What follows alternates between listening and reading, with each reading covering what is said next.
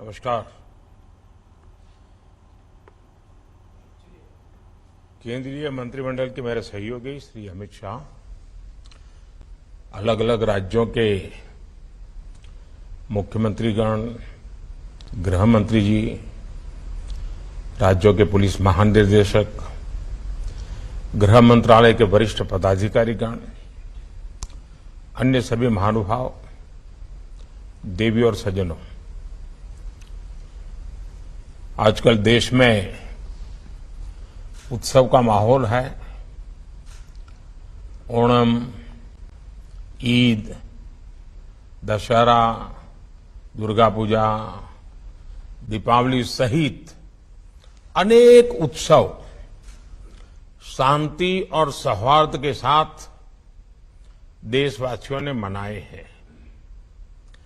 अभी छठ पूजा समेत कई अन्य त्योहार भी हैं। विभिन्न चुनौतियों के बीच इन त्योहारों में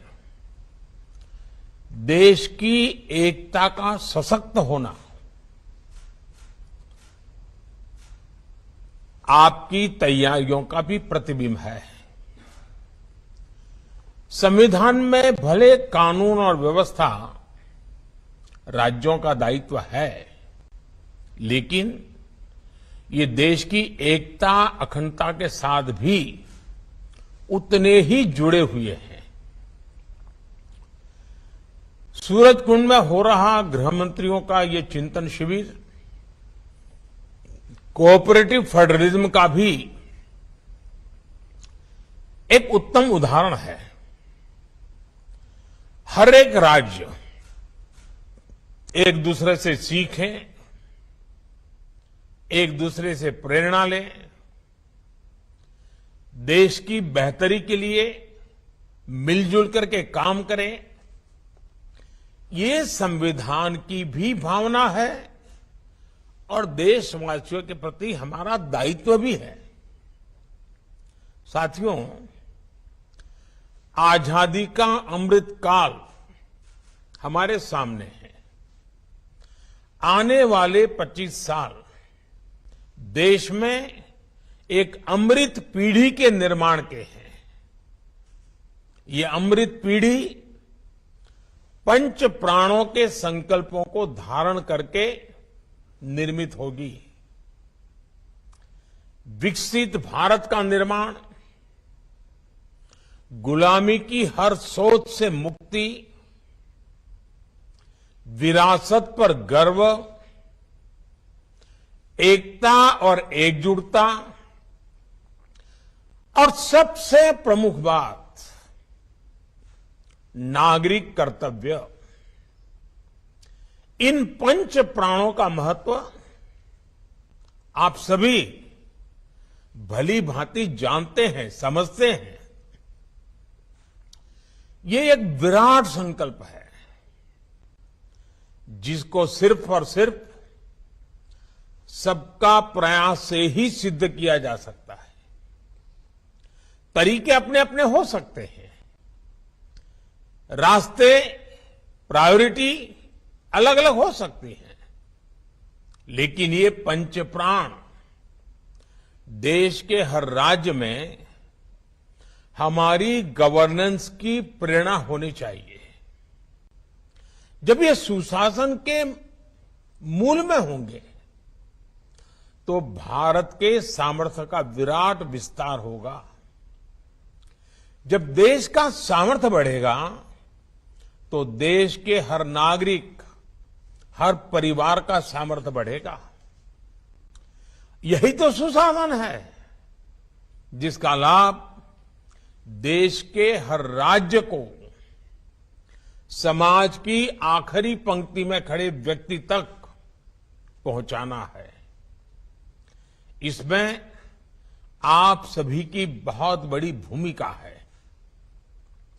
साथियों, यहां आप में से अधिकतर या तो राज्य को नेतृत्व दे रहे हैं या फिर सीधे सीधे कानून व्यवस्था की जिम्मेदारी निभा रहे हैं। कानून व्यवस्था का सीधा संबंध राज्य के विकास से है। इसलिए राज्यों में विकास के लिए अनुकूल वातावरण बनाने में आप सभी के निर्णय और नीतियां और आपकी रीति ये बहुत अहम है। साथियों, कानून व्यवस्था के पूरे तंत्र का विश्वसनीय होना जनता के बीच उनका परसेप्शन क्या है, ये भी उतना ही महत्वपूर्ण है। आपने देखा है कि जब भी कोई नेचुरल कैलेमिटी होती है, प्राकृतिक आपदा होती है, तो इन दिनों एनडीआरएफ की, एसडीआरएफ की एक पहचान बनी हुई है। उनका यूनिफॉर्म, उस संकट के समय पहले पहुंच जाना, और इसके कारण देशवासियों के मन में इनके प्रति एक विश्वास बना है कि भाई ये आए हैं, चलिए संभल जाएगा, ये जो कह रहे हैं मानना चाहिए, इनकी बातें अगर स्वीकार करेंगे तो हमारा नुकसान कम होगा। और आप देखिए एनडीआरएफ में है कौन भाई, एसडीआरएफ में है कौन? आप ही के सब साथी हैं, सुरक्षा बल के जवान ही हैं, लेकिन समाज में उनके प्रति बड़ी श्रद्धा बन गई है। आपदा के समय में जैसे ही एनडीआरएफ, एसडीआरएफ की टीम पहुंचती है, वैसे ही लोगों को संतोष होने लगता है कि अब एक्सपर्ट टीम पहुंच गई है, अब से अपना काम कर लेंगे। साथियों, अपराध वाली किसी भी जगह पर जैसे ही पुलिस पहुंचती है, लोगों में ये भाव आता है कि सरकार पहुंच गई। कोरोना काल में भी हमने देखा है कि किस तरह पुलिस की साख बेहतर हुई थी। पुलिस के लोग जरूरतमंदों की मदद कर रहे थे, जरूरी संसाधन जुटा रहे थे, अपने जिंदगी को दांव पे लगा रहे थे, यानी कर्तव्य परायणता में कोई कमी नहीं है। जरूरत अच्छा परसेप्शन बनाए रखने की भी है। इसके लिए पुलिस बल को प्रेरित करना, उसके लिए प्लान करना, हर छोटी मोटी चीजों पर लगातार मार्गदर्शन करते रहना, कुछ गलत होता है तो रोकना, ये हमारी एक जीवंत प्रक्रिया होनी चाहिए, ऊपर से नीचे तक हर पल होनी चाहिए। साथियों, हमें एक बात और समझनी होगी, अब कानून व्यवस्था किसी एक राज्य के दायरे में सिमटी रहने वाली व्यवस्था नहीं रह गई है। अब अपराध इंटरस्टेट और इंटरनेशनल हो रहे हैं, यानी टेक्नोलॉजी की मदद से एक राज्य में बैठे अपराधी दूसरे राज्य में भयंकर अपराध करने की ताकत रखते हैं। देश की सीमा से बाहर बैठे अपराधी भी टेक्नोलॉजी का जमकर गलत इस्तेमाल कर रहे हैं। इसलिए हर राज्य की एजेंसियों का आपस में तालमेल, केंद्र और राज्य की एजेंसियों का आपस में तालमेल, ये बहुत जरूरी है। और इसीलिए आपको मालूम होगा, मैंने डीजीपी कॉन्फ्रेंस में कहा था कि 2 एडजॉइनिंग स्टेट होते हैं, उसके जो एडजॉइनिंग डिस्ट्रिक्ट होते हैं, उन्होंने पीरियोडिकली बैठ करके दोनों राज्यों के उन दोनों जिलों की समस्याओं का संकलन करना चाहिए, साथ मिलकर काम करना चाहिए, उसी में से ताकत बनेगी। कई बार केंद्रीय एजेंसियों को कई राज्यों में एक साथ जांच करनी पड़ती है, दूसरे देशों में भी जाना पड़ता है। इसलिए हर राज्य का दायित्व है कि चाहे राज्य की एजेंसी हो, चाहे केंद्र की एजेंसी हो, या संबंधित कहीं किसी और राज्य से संपर्क आता है, सभी एजेंसियों को एक दूसरे को पूरा सहयोग देना चाहिए। कोई बड़ा है, कोई छोटा है, किसका अधिकार है, उसी में कभी कभी तो हम देखते हैं एक आध एफआईआर रजिस्टर नहीं हुई। क्यों नहीं हुई? तो बोले ये तय नहीं हो रहा है कि वो जो जगह है वो इस थाने में पड़ती है कि उस थाने में पड़ती है। ये जो चीजें हैं वो सिर्फ पुलिस थाने तक नहीं है, राज्यों के बीच भी हो जाती हैं, केंद्र और राज्य के बीच में हो जाती हैं, भारत और विदेश की व्यवस्थाओं के साथ हो जाती है। इसलिए हमारी एफिशिएंसी के लिए, हमारे आउटकम के लिए, सामान्य नागरिक को सुरक्षा देने के लिए हमारे बीच में तालमेल, संकलन, सहयोग बहुत अनिवार्य है। और इसके लिए जितना संकलन बढ़ेगा, आपके राज्य की भी ताकत बढ़ने वाली है। साथियों, साइबर क्राइम हो या फिर ड्रोन टेक्नोलॉजी का हथियारों और ड्रग्स तस्करी में उपयोग, इनके लिए हमें नई टेक्नोलॉजी पर काम करते रहना होगा। अब देखिए, हम 5G के युग में घुस गए हैं। तेजी से 5G पहुंचने वाला है। अब 5G के जितने लाभ है, इतनी ही जागरूकता भी जरूरी रहेगी। 5G से facial recognition technology, automatic number plate recognition technology, drone और सीसीटीवी जैसी टेक्नोलॉजी, परफॉर्मेंस में ये कई गुना सुधार होने वाला है। लेकिन हम जितनी तेजी से आगे बढ़ेंगे, जो क्राइम करने वाला वर्ल्ड है उसका भी ग्लोबलाइजेशन हो चुका है, वो इंटरस्टेट हो चुका है, वो भी टेक्नोलॉजी में फॉरवर्ड हो चुके हैं। मतलब हमें उनसे 10 कदम आगे जाना होगा। हमें हमारी कानून व्यवस्था को भी स्मार्ट बनाना, इसके लिए बहुत ही आग्रह से काम करना पड़ेगा। साथियों, मेरा आग्रह यह भी है कि टेक्नोलॉजी को कृपा करके बजट के तराजू से न तोले। और मेरा सभी आदरणीय मुख्यमंत्रियों से, सभी आदरणीय गृह मंत्री जियों से इस विषय में एक टीम बना करके दुनिया में क्रिमिनल वर्ल्ड किस टेक्नोलॉजी में आगे बढ़ रहा है, उपलब्ध टेक्नोलॉजी हमारे लोगों को कैसे सुरक्षा दे सकती है, इस पर गंभीरता से सोचना चाहिए। और इसमें जो बजट जाएगा वो बाकी सैकड़ों खर्चों को बचाने का कारण बन जाएगा। और इसलिए टेक्नोलॉजी का बेहतर इस्तेमाल पूरे पुलिस तंत्र को तो मजबूत करता ही करता है, सामान्य मानवीय को सुरक्षा देने का एक विश्वास नीचे तक हम पहुंचा पा सकते हैं। टेक्नोलॉजी क्राइम प्रिवेंशन में भी मदद करती है और क्राइम डिटेक्शन में भी, क्राइम इन्वेस्टिगेशन में भी बहुत काम आती है। आज देखिए, कितने ही अपराधी सीसीटीवी की वजह से पकड़े जा रहे हैं। स्मार्ट सिटी अभियान के तहत शहरों में बनाए गए आधुनिक कमांड एंड कंट्रोल सिस्टम से भी बहुत मदद मिल रही है। साथियों, इस प्रकार की नई टेक्नोलॉजी के विकास के लिए केंद्र सरकार ने पुलिस टेक्नोलॉजी मिशन भी शुरू किया है। अनेक राज्य भी इसमें अपने स्तर पर काम कर रहे हैं।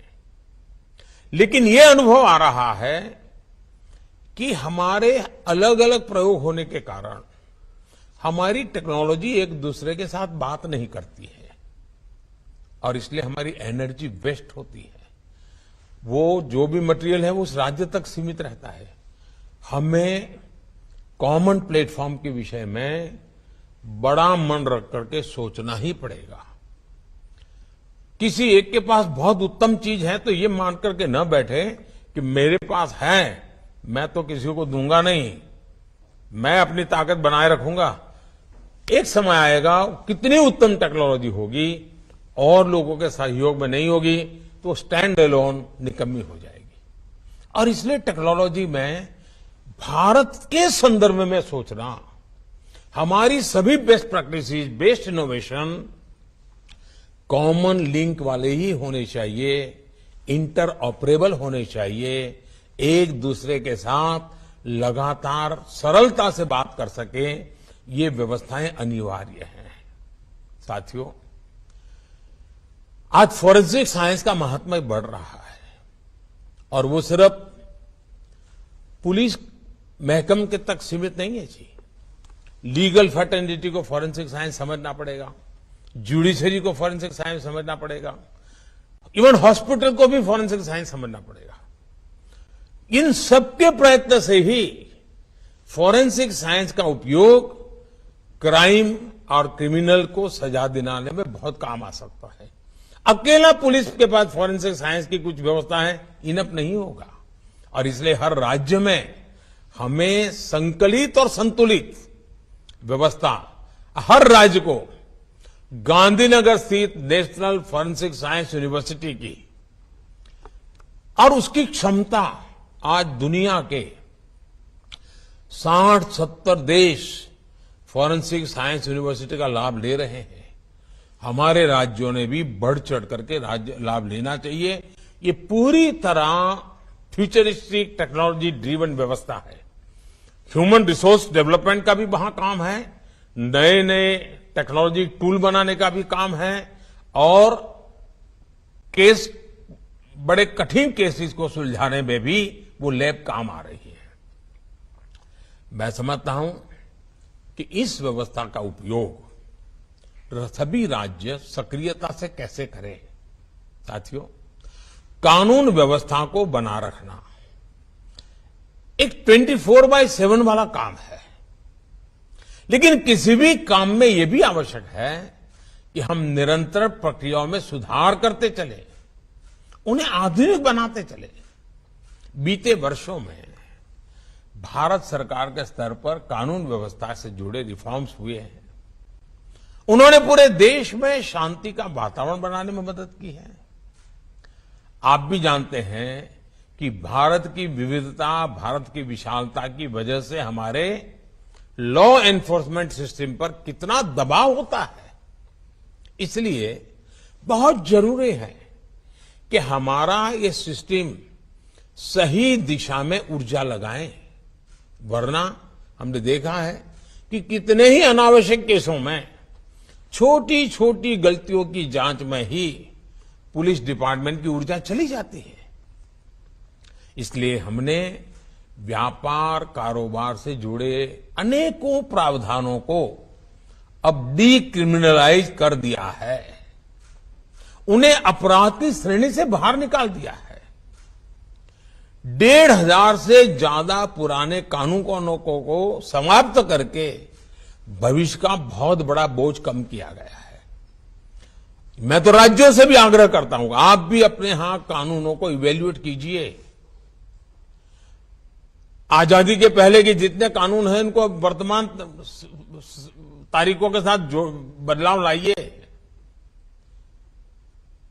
हर कानून में क्रिमिनल एंगल और निर्दोष नागरिकों को परेशानी, वो वक्त से चला गया है जी।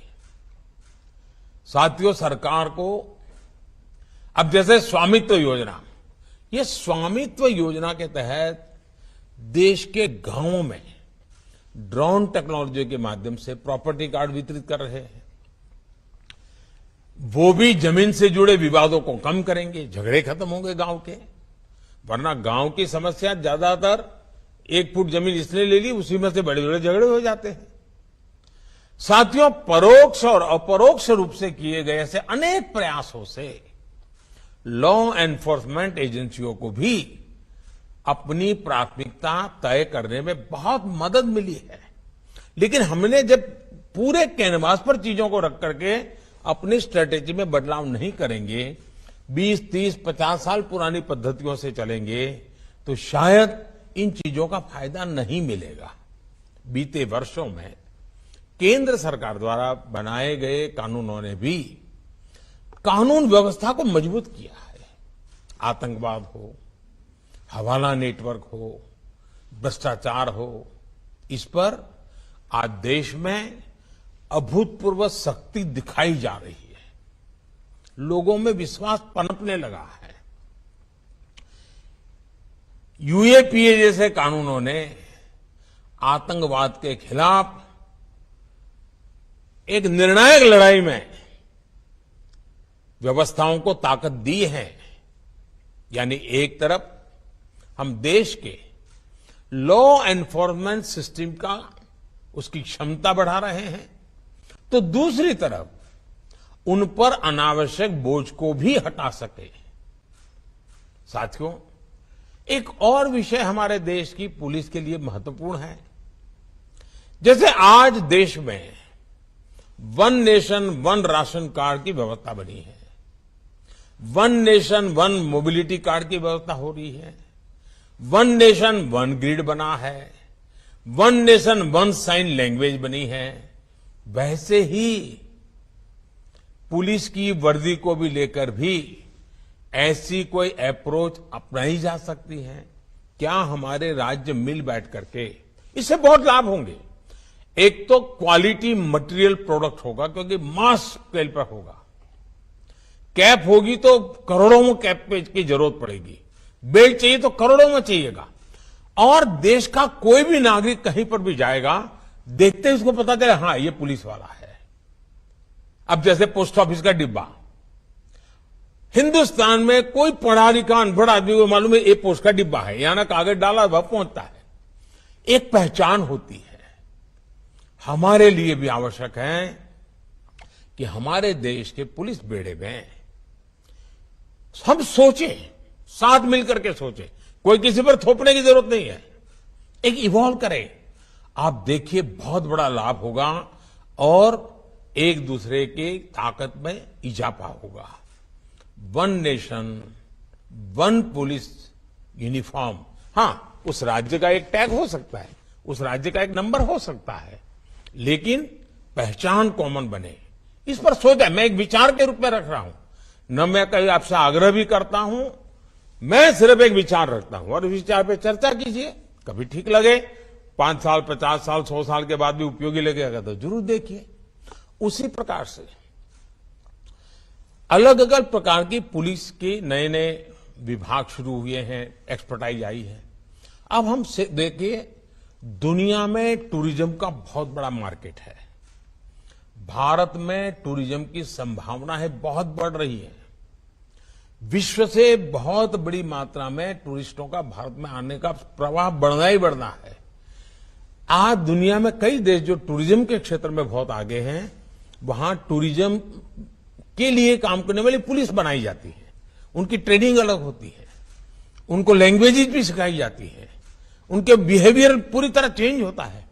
और यात्रियों को भी, विदेश के टूरिस्टों को भी पता होता कि भाई ये मदद करने के लिए पुलिस की व्यवस्था है।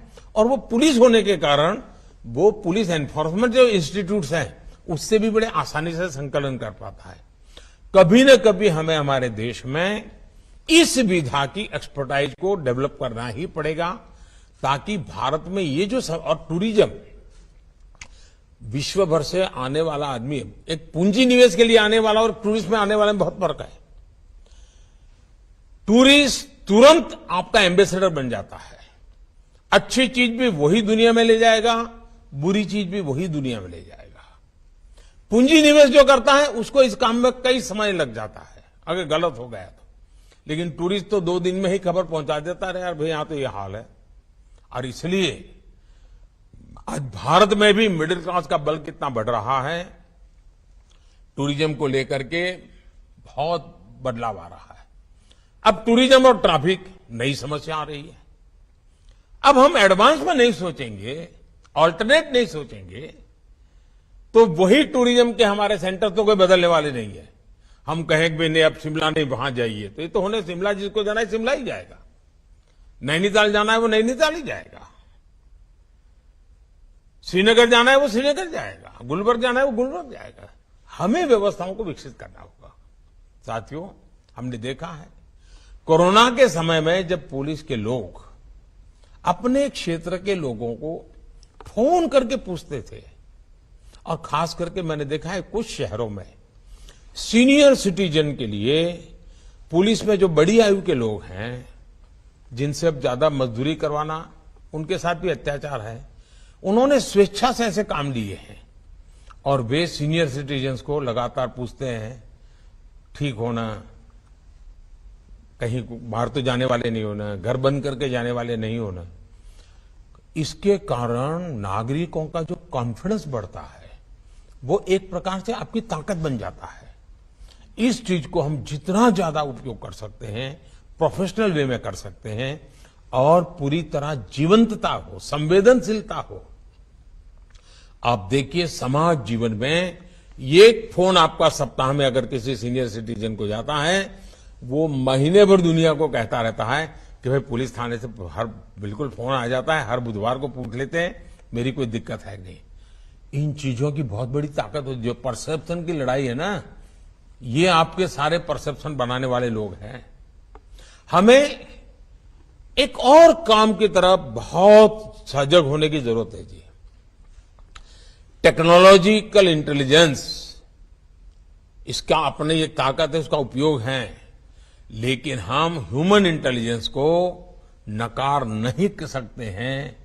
उस विधा को पुलिस डिपार्टमेंट ने आज से 100 साल, कितनी ही टेक्नोलॉजी बदल जाए, 100 साल के बाद उसकी जरूरत पड़ने वाली है।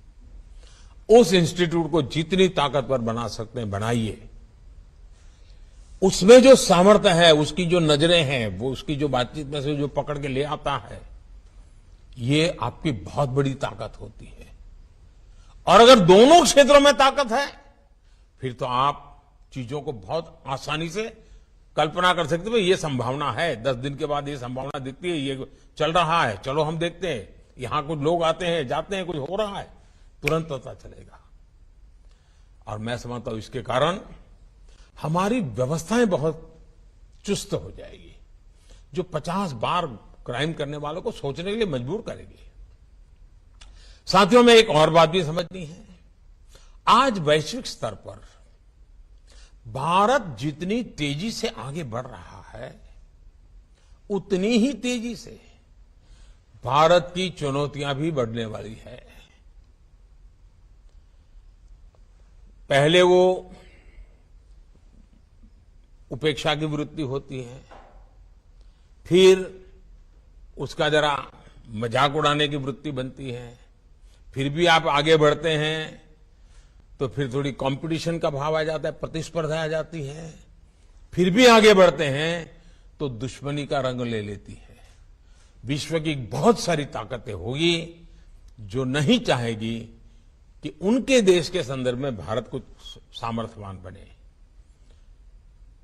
फलाने विषय में उनकी एक्सपर्टाइज है, उसमें भारत न घुसे।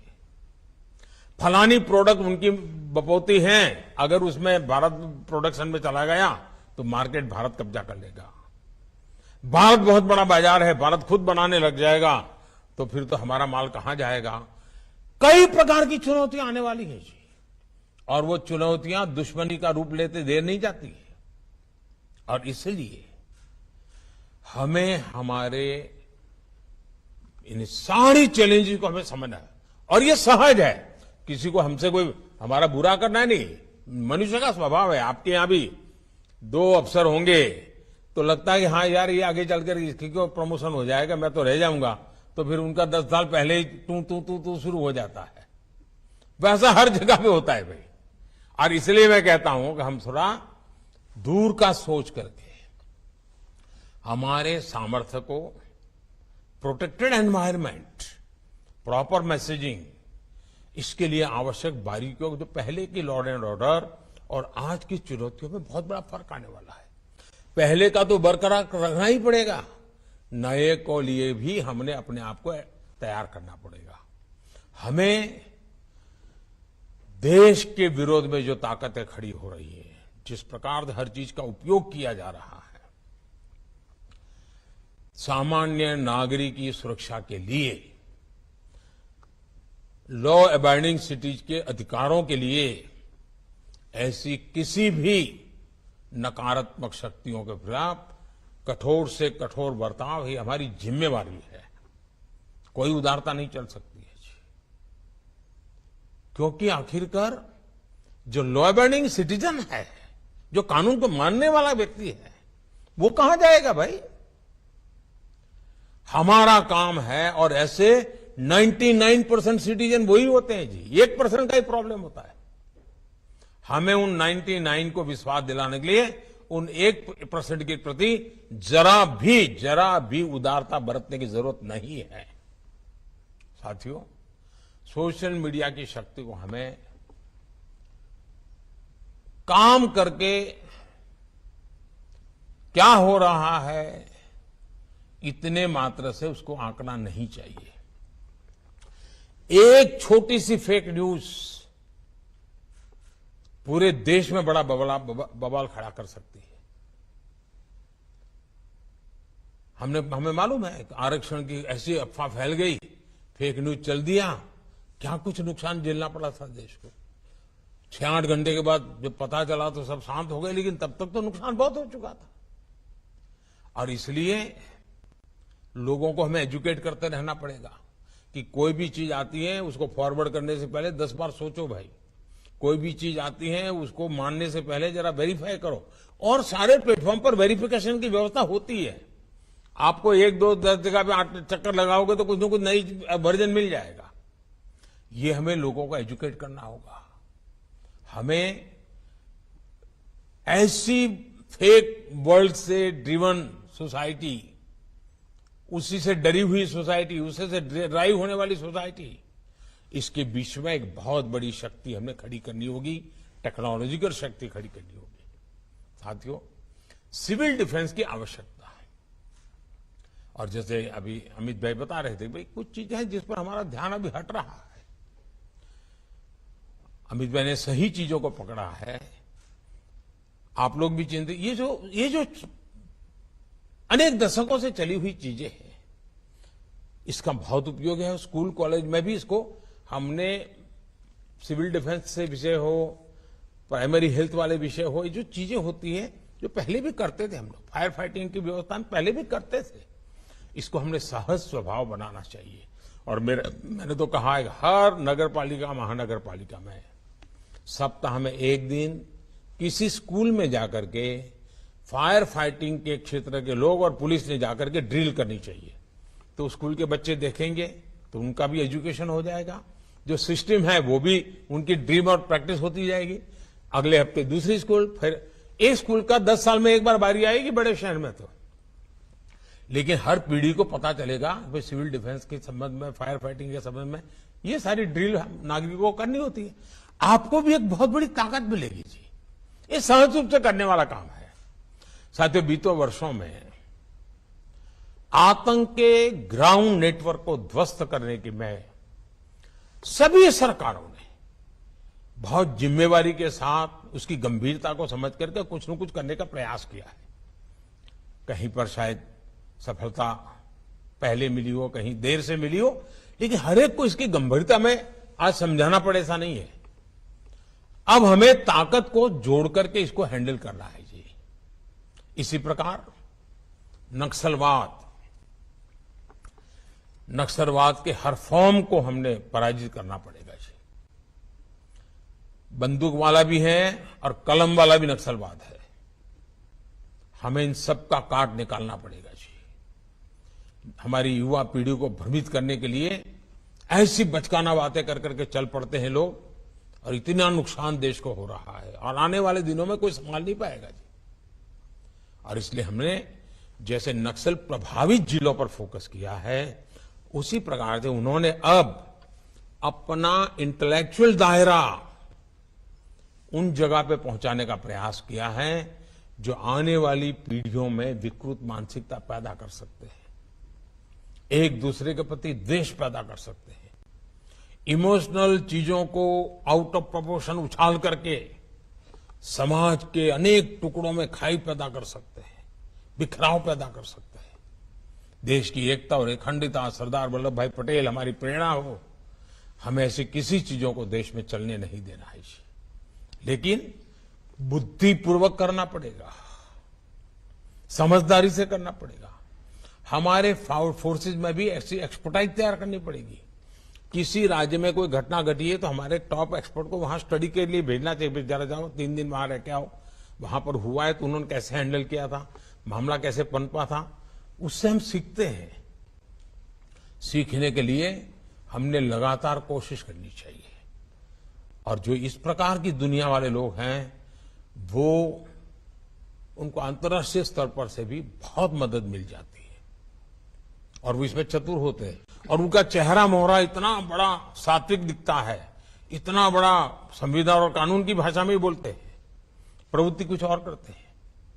इन सारी चीजों को दूध का दूध और पानी का पानी ये समझने की ताकत हमारे सिक्योरिटी सामर्थ्य में होनी चाहिए जी। हमें स्थायी शांति के लिए तेजी से आगे बढ़ना बहुत जरूरी है। साथियों, जम्मू कश्मीर हो या नॉर्थ ईस्ट हो, आज हम विश्वास गेन कर रहे हैं। डिस्ट्रक्टिव ताकतों को भी मुख्य धारा में आने का मन करने लगा है। और जब हम विकास उनको नजर आता है, इंफ्रास्ट्रक्चर दिखता है, उनकी अपेक्षाएं पूरी हो रही हैं, तो वे भी अब शस्त्रों को छोड़ करके साथ चलने के लिए तैयार हो रहे हैं। उसी प्रकार से बॉर्डर और कोस्टल एरिया में हमें विकास की ओर देखना होगा। बजट में भी वाइब्रेंट विलेज की बात कही गई है, आपने इस पर सोचना चाहिए। आपके टॉप अफसर, उनको बॉर्डर विलेज में नाइट स्टे करके आना चाहिए। आग्रह कीजिए। मैं तो मंत्रियों से भी कहूंगा कि कम से कम एक साल में 5 या 7 बॉर्डर विलेज में जाकर के 2-3 घंटे बिता के आइए। चाहे वो किसी स्टेट का बॉर्डर विलेज हो क्या इंटरनेशनल बॉर्डर विलेज हो, आपको बहुत कुछ बारीकियों का पता चलेगा। साथियों, हथियार, ड्रग, ये सारी जो तस्करी चल रही है, ड्रोन, उसमें एक नया संकट घुसा हुआ है। हमें हमारे बॉर्डर और कोस्टल, उनकी ये संकलन बहुत जरूरी है। हम कहेंगे भाई नेवी ये करेगी, कोस्ट गार्ड ये करेगा, इतने से बात बनेगी नहीं। हमें संकलन बहुत फ्रीक्वेंसी बढ़ानी पड़ेगी। मुझे विश्वास है कि अगर हम मिलकर एक राष्ट्रीय परिप्रेक्ष्य के साथ आगे बढ़ेंगे तो हम हर चुनौती हमारे सामने बोनी सिद्ध हो जाएगी और चीजों को हैंडल करने की हमारी ताकत भी बढ़ जाएगी। मुझे विश्वास है कि शिविर में जो चर्चा होगी उसमें से कोई न कोई एक्शनेबल पॉइंट निकलेंगे, एक कलेक्टिव रोडमैप बनेगा। हर राज्य साथ मिलकर के काम करना पड़ेगा। ये तेरा क्षेत्र है, ये मेरा क्षेत्र है, तेरा अधिकार है, मेरा अधिकार है। अगर हम उसमें उलझे रहेंगे तो उसका सबसे ज्यादा फायदा समाज विरोधी ताकतें, कानून को जो मानते नहीं हैं, वो इस अव्यवस्था का भरपूर फायदा उठा सकते हैं। इसलिए हमारे बीच समझदारी, संकलन, विश्वास और बड़ा प्रोफेशनल होना चाहिए जी। और ये जिम्मेवारी हमारे कैडर्स की है, बहुत बड़ी जिम्मेवारी है। अगर मुझे विश्वास है हम साथ मिलकर के करेंगे तो हम जो चाहते हैं वैसा परिणाम प्राप्त कर सकेंगे। और देश के लिए जो अवसर आया है, उस अवसर को पहली नजर में ताकत यूनिफॉर्म फोर्सेस से आती है। विश्वास का एक कारण यूनिफॉर्म फोर्सेस बन जाता है। हम उसको जितना ज्यादा ताकतवर बनाएंगे, जितना ज्यादा ब्रॉड विजन के साथ काम करने वाला बनाएंगे, जितना ज्यादा नागरिकों के प्रति संवेदनशील बनाएंगे, बहुत लाभ होगा। कुछ चीजें मैंने डीजीपी कॉन्फ्रेंसिस में कही है। मैं सभी मुख्यमंत्री और गृह मंत्री से आग्रह करूंगा कि डीजीपी कॉन्फ्रेंस एक बहुत ही अच्छी इंस्टीट्यूशन के रूप में विकसित हुई है। खुलकर के चर्चा होती है और उसमें पॉलिटिकल एलिमेंट जीरो होता है। उसमें से जो बातें निकलती है, मैं सभी गृह विभाग के मेरे सचिव जो रहते हैं वो आईएएस कैडर के होते हैं और हमारे जो पॉलिटिकल फील्ड के लोग जो चुनकर के आकर के सरकार चलाते हैं। डीजीपी कॉन्फ्रेंस में जो बातें हुई उनसे पूरा ब्रीफिंग लेना चाहिए। उसमें एक्शनेबल पॉइंट को हमें अपने राज्य में तुरंत लागू करना चाहिए, तब जाकर के फायदा होगा। हमें डीजीपी कॉन्फ्रेंस से तो एक मीटिंग हो गई थी, हमारे साहब होकर के आ गए हैं, ये नहीं है जी। ये एक देश की सिक्योरिटी को लेकर के काम करने। अब जैसे एक सुझाव आया था कि भाई हमारे पुलिस के लिए रहने के घर। अब मैंने एक सुझाव दिया था कि खास करके बड़े शहरों में जो पुलिस थाने हैं या पुलिस स्टेशन है, आप जरा सोचिए कि उसमें से कुछ मल्टी स्टोरीड बन सकता है क्या? नीचे थाना चला रहेगा, लेकिन अगर ऊपर 20 मंजिला मकान बना दिया और क्वार्टर बना दिए रहने के लिए, तो उस इलाके के जितने पुलिस वाले हैं उनके लिए घर वहीं मिल जाएगा। ट्रांसफर हो जाएगी तो वो खाली करके चला जाएगा, तो जो आएगा उसको वही मकान मिल जाएगा। तो पुलिस को आज शहर के बाहर 25 किलोमीटर दूर घर मिलता है, उसको आने जाने में 2-2 घंटे लगते हैं। हम जमीन का भी ज्यादा उस राज्य से बात कर सकते हैं, उस कॉर्पोरेशन से बात कर सकते हैं, जरा उसको हाई राइज के लिए भी फायदा हुआ, और ऊपर भी हम सिक्योरिटी के लिए व्यवस्थाएं ऑर्गेनाइज कर सकते हैं, हम चीजों को देखने के लिए व्यवस्था ऑर्गेनाइज कर सकते हैं। यानी स्टैंड एलोन एक छोटा पुलिस थाना है, उसके बजाय आधुनिक पुलिस थाना भी बन जाएगा और उसी के ऊपर 20-25 मंजिला मकान बनकर के रहने के लिए घरों की व्यवस्था हो जाएगी। और मैं जरूर मानता हूं बड़े शहर में 25-50 थाने तो ऐसे जरूर मिल सकते हैं कि जहां इस प्रकार के डेवलपमेंट की संभावना है बहुत, क्योंकि बड़े शहरों में 20 किलोमीटर 25 किलोमीटर बाहर जाना पड़ रहा है पुलिस के क्वार्टर बनाने के लिए। और उसमें देखा होगा, अब जैसे अभी अमित भाई बता रहे थे कि भाई बजट जो देते हैं वो उपयोग नहीं हो रहा है, जितनी मात्रा में खर्च होना चाहिए नहीं हो रहा है। अब भारत सरकार में एक ऐसी स्थिति शुरू हुई है कि मुझे बार बार आग्रह करना पड़ता है कि जिस काम के लिए तय किया है उन बजट को उस काम के लिए उपयोग करो और समय सीमा में करो। आज पैसे खर्च नहीं कर पा रहे हम लोग। हमारे देश में इस स्थिति में नहीं चाहिए, हमें अपनी ताकत बढ़ानी होगी जी, हमारा सामर्थ्य बढ़ाना होगा, निर्णय शक्ति को बढ़ाना पड़ेगा, तब जाकर के इन धन का सही उपयोग समय सीमा में कर पाएंगे। और जब समय सीमा में धन का उपयोग होता है तो वेस्टेज तो बचता ही बचता है, हमें लाभ बहुत होता है। एक और मेरे विषय है आपका, मैं चाहता हूं सभी राज्य के पुलिस और भारत सरकार का पुलिस, जो हमने स्क्रैपिंग पॉलिसी लाए हैं उसका स्टडी कीजिए और आपके जितने पुराने व्हीकल हैं एक बार उनको स्क्रैप करने की दिशा में आप आगे बढ़िए। पुलिस के पास व्हीकल पुराना नहीं होना चाहिए क्योंकि उसकी एफिशिएंसी से जुड़ा हुआ विषय है। उससे कारण 2 फायदे होंगे। जो स्क्रैपिंग की बिजनेस में आने वाले लोग हैं उनको एश्योरेंस मिल जाएगा कि भाई फलाने राज्य में 2000 व्हीकल स्क्रैपिंग के लिए ऑलरेडी उन्होंने आइडेंटिफाई कर दिए, चलो मैं एक यूनिट लगा देता हूं रिसाइकल का, सर्कुलर इकोनॉमी का काम हो जाएगा। और हम अगर 2000 व्हीकल वहां जाए तो जो नए व्हीकल बनाने वाली कंपनियां भी आ जाएगी कि भाई आप अगर 2000 व्हीकल हमारे साथ लेते हैं तो हम रेट इतना कम करेंगे, हम क्वालिटी में आपको जो चाहिए करके देंगे। इतना बढ़िया पैकेज बन सकता है जी। सभी हमारे पुलिस के पास आधुनिक से आधुनिक व्हीकल आ सकते हैं, हम उस पर सोचें। और मैं चाहता हूं कि मिनिस्टर खुद बुलाएं ऐसे जो स्क्रैपिंग की दुनिया में अच्छा काम कर सकते हैं, उनको कहीं भी हम चलो जमीन देते हैं आपको, आप इस स्क्रैपिंग के लिए यूनिट रिसाइकल के यूनिट लगा दीजिए, हम पहले पुलिस वाले व्हीकल दे देंगे आपको, हम पुलिस के लिए नए व्हीकल ले लेंगे। ये बहुत जरूरी है जी। भारत सरकार के भिन्न भिन्न यूनिट भी अपने पुराने सारे कूड़ा कचरा निकाल देते हैं और नए, तो हमारी एनवायरमेंट एफिशिएंसी सब में फर्क आएगा। तो ऐसी छोटी छोटी चीजों पर भी अगर आप कुछ निर्णय करके निकलेंगे और उसको समय सीमा में लागू करेंगे, आप देखिए आप लोगों को तो सुरक्षा देंगे, आप देश के विकास में भी बहुत बड़े भागीदार बन जाएंगे।